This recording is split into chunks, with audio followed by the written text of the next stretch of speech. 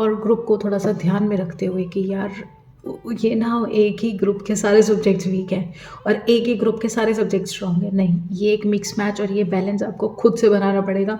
ये सिर्फ आप जानते हो, मैं नहीं जानती हूँ।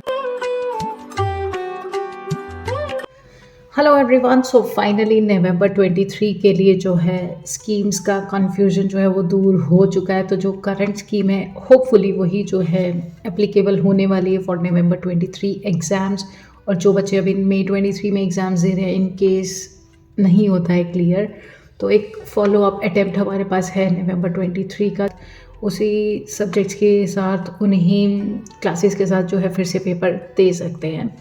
तो अभी मई 23 के एग्ज़ाम्स जो है बहुत ही ज़्यादा नज़दीक आते जा रहे हैं, आते ही जा रहे हैं। कि आज हो गई है 7 फरवरी, तो मैं मान के चल रही हूँ कि ऑलमोस्ट क्लासेस जो है कंप्लीट हो चुकी होंगी। इन केस अगर आपकी एक क्लास रहती है, पहली बात कि ये कोई व्यूज़ नहीं है, ये कोई ओपिनियंस नहीं है, ये कोई सजेशंस नहीं है, मैं खुद एक फेलियर हूँ।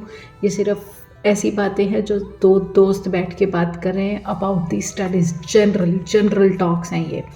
इसमें मैं आपको कोई सलाह नहीं दे रही हूँ क्योंकि मैं अभी तक फेलियर हूँ, मैंने खुद ही क्लियर नहीं किया है। तो इसको बहुत लाइटली लेना, अच्छा लगे कुछ इसमें से तो यूज़ कर लेना, और अगर नहीं लगे तो जाने देना। और अगर आपके पास कुछ है जो मेरे काम में आ सके तो प्लीज़ आप मुझे कमेंट करके बता सकते हो। You can DM me on Instagram.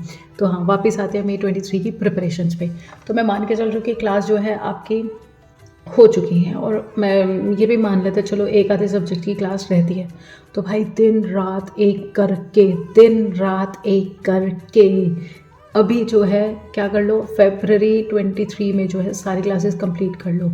मैं एक ग्रेस पीरियड भी ले लेते कि मार्च के फर्स्ट वीक तक जो है सारी क्लासेस कंप्लीट कर लो। लेट्स से 7 मार्च तक मान के चल रहे कि हमारी सारी क्लासेस कंप्लीट हो जाएंगी। प्लीज़ अगर आप मेरे से इस तरह से जुड़ने वाले हो, कीप ऑन अपडेटिंग कि आपकी 7 मार्च तक क्लासेस कंप्लीट हुई हैं या नहीं हुई हैं। हम 7 मार्च को फिर से इस बारे में बात करेंगे। 7 मार्च के बाद का हमारा स्टडी प्लान ये है कि 8 मार्च से हम मान के चलते 8 अप्रैल तक आपको इसमें जितनी रिवीजन करनी है ना, जैसे भी रिवीजन करनी है, देखो आपका स्ट्रॉन्ग, आपका वीक सब्जेक्ट आपको पता है, किस सब्जेक्ट पे कितना एलोकेशन करना है वो आपको पता है, मेरे बताने से नहीं चलेगा। आपने किस सब्जेक्ट पे कितनी मेहनत करी है वो आपको पता है। आपको पता है कि मेरे को इसमें 40 आएगा या नहीं आएगा। नहीं आएगा तो ऑब्वियसली उसको टाइम देना है। और अगर कोई सब्जेक्ट ऐसा है जो 60 एग्जामिशन तक की हिम्मत रखता है, आपको पता है कि मेरा ये स्ट्रॉन्ग सब्जेक्ट इतना हो चुका है, तो कोशिश करेंगे उसको जो है 70 to 80 की रेंज में लेके जाने की। तो एक कॉम्बिनेशन बनाएंगे weak subject and strong subject का, जो हमें पता है यार, strengths and weaknesses we all know, बस उसको इम्प्लीमेंट और एग्जीक्यूट करना है। और बहुत ही काम माइंड से एग्जीक्यूट और इम्प्लीमेंट करना है, तभी रिजल्ट आएंगे। एंग्जाइटी में जाओगे, फ्रस्ट्रेट होके जाओगे, एक बैगेज लेके जाओगे, नहीं होगा clear. I am the live example with you, in front of you यार, ठीक है। तो उसके बाद हम मान के चलते हैं 8 मार्च से 8 अप्रैल तक एक हमारा रिवीजन का बहुत ही बड़ा, मैं बोलूँगी 30 डेज़ का एक अच्छा खासा टाइम है हमारे पास, जिसमें हम रिवीजन अच्छी कर सकते हैं। क्योंकि ये सिर्फ रिवीजन का टाइम है, नया कुछ पढ़ने बैठोगे ना, बार बार याद तो आएगा कि यार ये पहले कर लेना था, ये वो फलान ढिमकान, don't go with this thoughts. अगर नया कर सकते हो तो ज़रूर करना, छोड़ना नहीं। क्योंकि पता है दोस्त, दिक्कत कहाँ आती है, वो हमने पढ़ा है, वो अगर पेपर में आ गया और वो हमसे क्वेश्चन ना हुआ ना, तो ज़्यादा प्रॉब्लम होती है। जो हम टॉपिक छोड़ के गए हैं उसके लिए तो कोई प्रॉब्लम होएगी ही नहीं ना हमें, क्योंकि ये तो मेंटली पहले से ही प्रिपेयर है कि यार ये तो हमने छोड़ ही रखा था, नहीं अटैम्प्ट करना, तो फिर उस क्वेश्चन को देख के वैसे ही नहीं दिक्कत होने वाली है। तो प्लीज़ बी काम and composed while studying, while revision के टाइम पे अपने आप को संभाल के रखने की बहुत ज़्यादा ज़रूरत है। मैं ये बार बार रिपीट कर रही हूँ क्योंकि ये जब तक जहन में नहीं बिठाओगे, जब तक शांत नहीं होगे, सब उथल पुथल हो जाएगा। इतनी टाइम से जो मेहनत कर रहे हो ना, इतने समय से जो पढ़ रहे हो मई 23 के लिए, सब सब सब बेकार हो जाएगा। क्योंकि जिसने लास्ट में पढ़ाई नहीं करी ना, जो लास्ट में आके हिल गया ना, वो पिछले महीने की जो जितनी भी मेहनत है ना, वो सब बेकार है, सब टोटल बेकार है। ज़ीरो, फिर से ज़ीरो पे आकर खड़े हो जाओगे, ठीक है। और फिर उसके बाद हम क्या करेंगे, 8 अप्रैल तक मानते हैं हमारा एक पूरा चंक जो है 30 डेज़ का अच्छा खासा रिवीजन वाला हो गया। देन मैं आपको एक बात बोलती हूँ, 9th से लेके 16th तक, कम से कम ये 7 to 8 डेज़ है। इनके अंदर ना यार हर एक पेपर का एक मॉक टेस्ट ज़रूर करके देखना।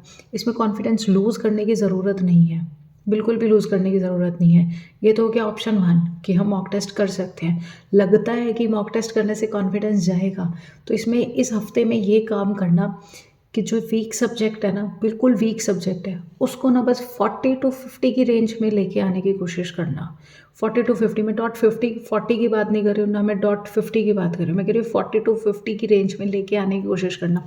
यानी कि पढ़ना तो आपको 60 के हिसाब से है, तभी आप 40 to 50 में फॉल कर जाओगे।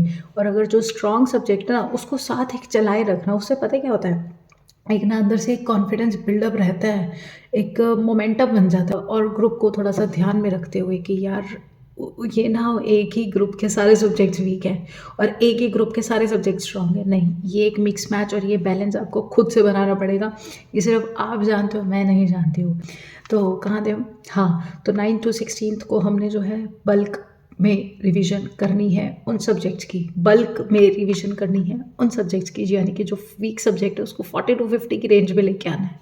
देन मेरे पास है 17 से लेके 30 अप्रैल तक का टाइम। इसमें मेरे को एफआर जो है ना, शुरू में धीरे धीरे चलाना है और फिर जो लास्ट का वीक है उसमें सिर्फ एफआर करना है। धीरे धीरे चलाने के साथ साथ, यानी कि जो आप 9 to 16 में कर रहे हो, थोड़ा सा सब्जेक्ट आपका अगर थोड़ा सा बढ़ भी जाता है, उसके लिए थोड़ा सा 1-2 दिन का टाइम होता भी है, तो साथ एफआर ज़रूर शुरू कर लेना। थोड़े से स्लो पेस पे शुरू कर लेना, लेकिन कर लेना, ठीक है। तो ये अभी May 23 की स्ट्रैटेजी यूज़ कर सकते हैं। कुछ नोट डाउन करने का हो तो वीडियो पॉज करके नोट डाउन कर लेना, और अगर किसी चीज़ की ज़रूरत हो तो मुझसे बात कर लेना। That's it. See you guys, keep studying my friend, keep studying.